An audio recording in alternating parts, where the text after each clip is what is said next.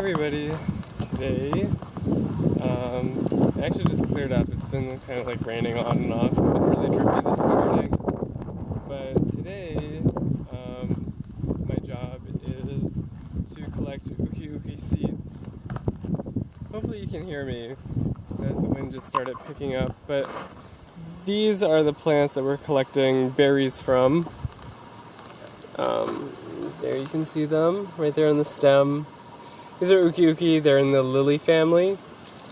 And they just come off very easily. They're one of our ground cover species that we use a lot to help keep some of the weeds out and to promote a lot of like native vegetation growth. And here's a flower. So it kind of looks like camas a little bit, but not really. Oh, there it is. It's kind of cool. Actually, that's really cool. So you got to see the fruits and the flowers all in the same plant, and you also got to see what the plant actually looks like, which is pretty cool. But I'm just collecting all these seeds. So in that way, and they're really pretty, like purple color, and they do stain a little bit, but it's okay. But yeah. So what we're doing is we pick these berries and then we put them in a plastic bag and just leave them to ferment. And then when they're fermented and a lot of the flesh is broken down, then we macerate the seeds and get the get the little tiny seeds, or we macerate the berry and then we get the little seeds out, and yeah, then we just store the seeds in like another plastic bag after they've dried. But it's a process that's very similar to processing dogwood seeds, so it's kind of smelly and gross, but it's worth it for what we get in the end in terms of ground cover. And I just saw this other plant here is also flowering, so I'm going to put that down and maybe you'll get a better view of the flowers. It seems like the flowers turn upside down. So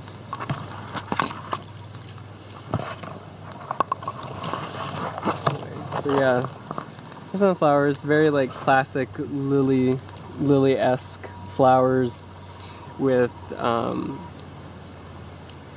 3 sepals, 3 petals, and 6 stamens. So that's pretty standard. And lilies are monocots, so it's pretty cool. And you can maybe see the leaf veination, how it's parallel across the leaf. And that's indicative of the monocots. And here's some unripe berries. And these really beautiful purple ones are totally ripe and ready to be picked. So that's what I'm up to today.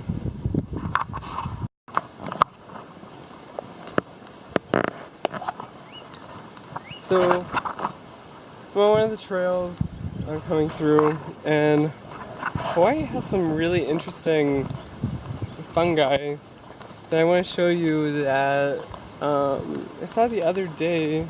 Hopefully they're still around. Oh, what was that? Ugh. Oh well. But yeah, so I'm walking on this trail through the native forest. A lot of the koa is flowering right now, and the willy still has its leaves. They're not flowering. They won't be flowering until much later in the season. But I'm also looking for more Uki'uki. But oh, here's some. But I have no idea where the stinkhorns are, which are this really cool fungus. Okay, we're gonna go back because they're really cool and I really want to show you them. And the Uholo is like tripping me That's okay. Oh, here they are. Well, here are some of them. They seem to have rotted very quickly, but these are the stinkhorns. They kind of, they're a fungus. There it is. Kind of look like a sea anemone or like, I don't know, a red star.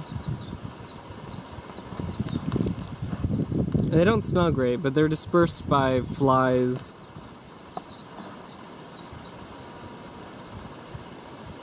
And you see it's all kinds of slimy and gross, and color doesn't show up as well here, but let's see if there are any others. Like I see remnants of them, but I don't see any more. So this might be the only one, unfortunately.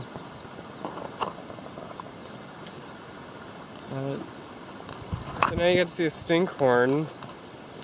See if there are any more, because there were 5 of them here, but I guess they're all done and over with.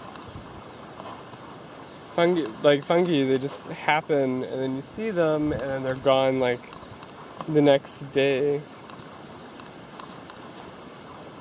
But alright, yeah, I guess I'm gonna continue on collecting more Uki'uki berries. I am just finding the coolest plants out on this little berry collecting expedition. I just came across this little ohia that's flowering right now. And there's also a lot of seed capsules, so I may end up collecting those later. But it's really cool, yeah. A lot of little lots of flowers. It's kind of breezy, but sorry about that.